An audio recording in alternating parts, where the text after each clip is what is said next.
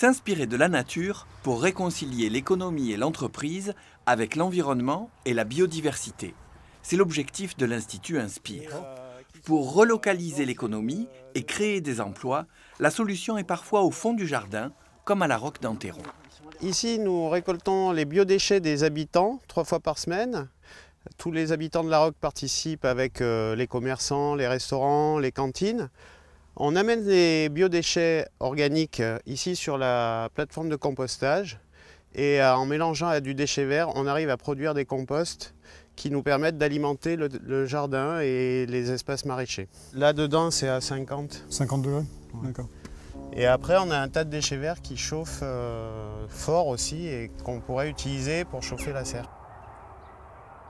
C'est exactement ce qu'on a un peu en tête, nous, c'est de faire la même chose finalement, mais en ville. C'est-à-dire de travailler avec les riverains, à la fois de concevoir cet objet, cette ferme urbaine, comme on l'appelle, autour des usages des riverains, de faire en sorte que ce soit un lieu d'apport volontaire de fermentescibles, de déchets organiques, de compost, que ce soit un lieu qui produise de l'énergie à travers la chaleur, la fermentation éventuellement, et que ce soit aussi un lieu qui produise des denrées alimentaires basées sur les principes de la permaculture. Au pied de la tour, on a un endroit où on peut apporter ces déchets, repartir avec des légumes, se reconnecter un peu au vivant et comprendre ce que c'est finalement la biodiversité et l'économie circulaire.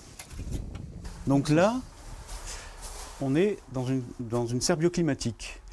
Alors elle a un usage bien spécifique, c'est une serre à semis. On tire parti du site, de son implantation, de son orientation par rapport au soleil, et on construit la structure en fonction de cette orientation. Et en fait, on va emmagasiner la chaleur du soleil en journée, la stocker par inertie, et permettre la nuit de ne pas redescendre en dessous des 10 degrés.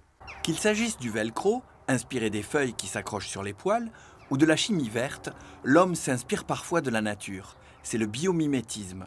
Mais le plus souvent, l'économie produit des déchets et de la pollution, là où la nature fonctionne en recyclage complet, comme l'économie circulaire. Le meilleur exemple quand même pour moi, c'est l'économie circulaire. C'est-à-dire quand vous regardez un écosystème en bonne santé, il n'y a pas de déchets.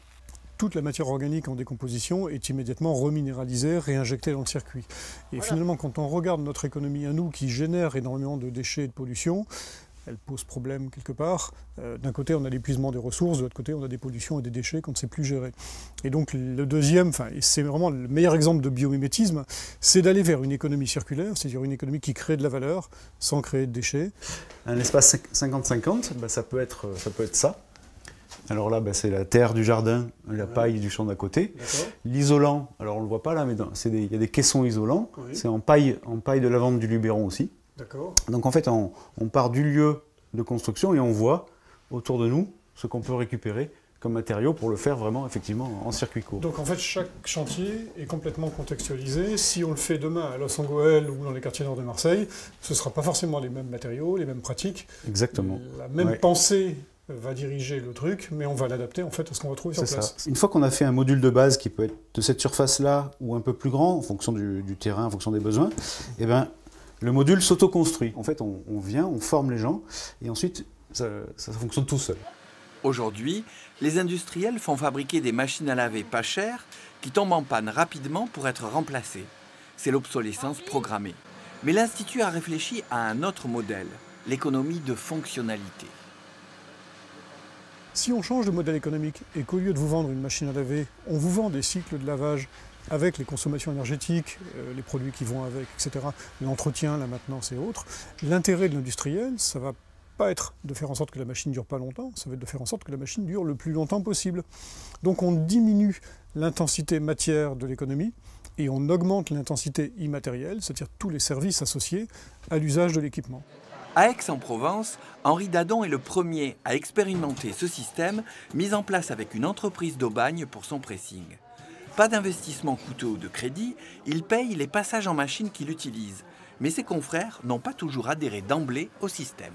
Ils ont un petit peu peur de ça parce qu'ils se disent, tu te rends compte, si je dois faire 10 passes par jour, je vous donne un petit exemple de prix, 10 €, donc ça leur fait, à la fin du mois, ça va leur coûter 1 500 €.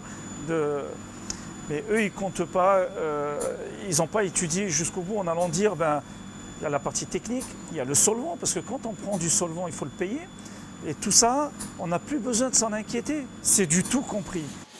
Un détail, des coordonnées, un commentaire? rendez-vous sur le site de Prioritaire.